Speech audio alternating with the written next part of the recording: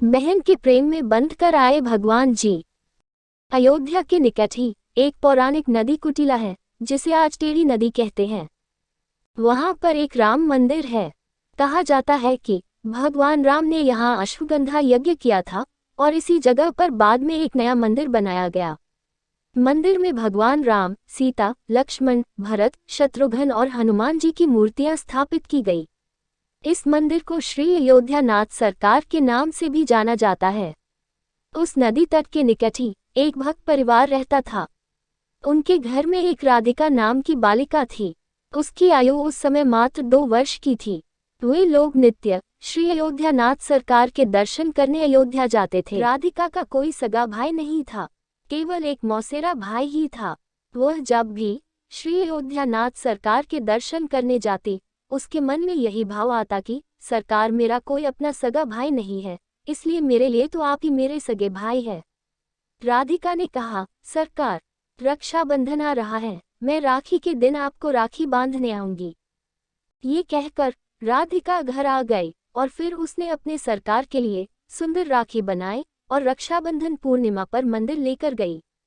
राधिका ने पुजारी जी से कहा, पुजारी जी, मैं भैया जी के लिए राखी लेकर आई हूँ।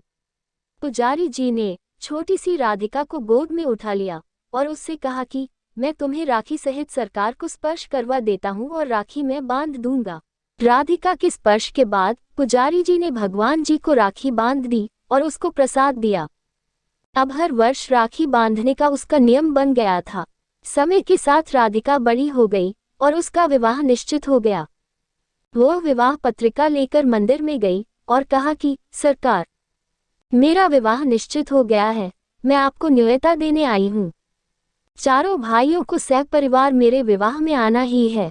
उसके बाद उसने पुजारी जी को पत्रिका देकर कहा, मैंने चारों भाइयों से कह दिया है, आप ये पत्रिका सरकार के पास रख दो और आप भी उनसे कह दो कि चारों भाइयों को विवाह में आना ही है।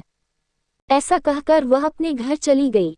विवाह का दिन आया। अवध में एक रस्म होती है कि विवाह के बाद भाई आकर लड़की को चादर ओढ़ाता है और कुछ भेंट वस्तुएं देता है। उसकी मौसी ने अपने लड़के को कुछ सामान और 22 रुपये दिए और शादी के मंडप में पहुंचने को कहकर वह राधिका के घर चली गई। उसका मौसेरा भाई उपहार, वस्त्र, 22 रुपये और सामान को लेकर रिक्शा पर बांधकर विवाह मंडप की ओर निकल पड़ा। रास्ते में ही उसका रिक्शा उलट गया और वह गिर गया। थोड़ी सी चोट आई और लोगों ने उसको दवाखाने ले जाकर उसकी मरहम पट्टी कराई।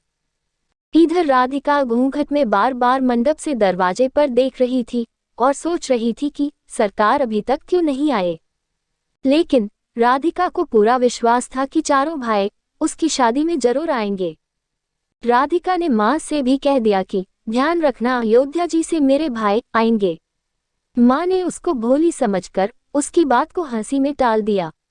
जब बहुत देर हो गई और उसकी सरकार नहीं आई, तब व्याकुल होकर वह दरवाजे पर जाकर रोने लगी और कहने लगी कि दूर दूर के सब रिश्तेदार आ गए, पर मेरे अपने भाई अभी तक क्यों नहीं आए? क्या मैं उनकी बहन नहीं हूँ? उसी समय उसने 4 बड़ी मोटर गाड़ियां और एक बड़ा ट्रक उसके घर की ओर आते हुए देखा। पहली गाड़ी से उसकी मौसी का लड़का और उसकी पत्नी उतरे। बाकी गाड़ियों से और 3 जोड़ियां उतरी। मौसी के लड़के के रूप में सरकार ही आए थे। रत्न जड़ित पगड़ियां, वस्त्र, हीरो के हार पहने हुए थे। श्री हनुमान जी पीछे ट्रक में सामान भरकर लाए थे। हनुमान जी पहलवान के रूप में आए थे। उन्होंने ट्रक से सारा सामान उतारना शुरू किया, जिसमें बहुत सारा सामान था, जैसे कि स्वर्ण, चांदी, पीतल, तांबे के बहुत से बर्तन, बिस्तर, सोफे, ओढ़ने बिछाने के वस्त्र, साड़ियाँ, अलमारी, कान, नाक, गले, कमर, हाथ व पैर के आभूषण आदि। मौसी ये सब देखकर आश्चर्य में पड़ गई कि इतना कीमती सामान मेरा लड़का कहाँ से लेकर आया। चारों का तेज और सुंदरता देखकर राधिका समझ गई थी कि यह मेरे चारों भाई ही है। उन सबको देखकर राधिका के आनंद का ठिकाना न रहा, उसका रोना बंद हो गया। सरकार ने उसे इशारे से कहा कि किसी को अभी भेद नहीं बताना, गुप्त ही रखना। उनका रूप इतना मनोहर था कि सब उन्हें देखते ही रह गए। कोई पूछ न पाया कि ये गाड़ियां कैसे आई, ये अन्य 3 लोग कौन है। शादी में आए सभी लोग हैरान होकर देख रहे थे कि अभी तक तो राधिका रो रही थी और अब इतना हंस रही है और आनंद में नाच रही है। किसी को कुछ समझ नहीं आ रहा था। जब तक उसकी विदाई नहीं हुई तब तक चारों भाई उसके साथ ही रहे। विदाई के समय सभी भाई राधिका से गले मिले और उसे आशीर्वाद दिया।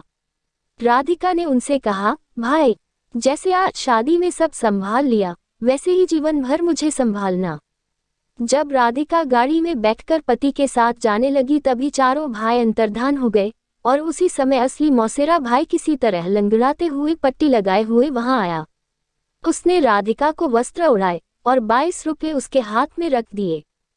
मौसी ने अपने लड़के से पूछा कि अभी अभी तो तू बड़े कीमती वस्त्र पहनकर गाड़ी और ट्रक लेकर आया था, अब ये पट्टी कैसे बंध गई और तेरे कपड़े कैसे फट गए? उसको तो कुछ समझ ही नहीं आ रहा था। अंत में राधिका की माँ ने एकांत में उसे ले जाकर पूछा कि बेटी, सच सच बता कि क्या बात है, ये चारों कौन थे? तब उसने कहा कि माँ, मैंने आपसे कहा था कि ध्यान रखना, मेरे भाई अयोध्या से आएंगे, ये सब वहीं से आए थे। माँ सब समझ गई कि इसके तो 4 भाई हैं और वो अन्य 3 भी भैया ही है।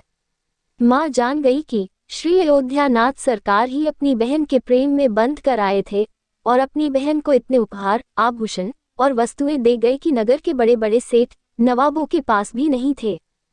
इस कहानी से हमें ये सीख मिलती है कि भक्ति और विश्वास में बड़ी शक्ति होती है। आप अपने आराध्य में विश्वास करके तो देखिए।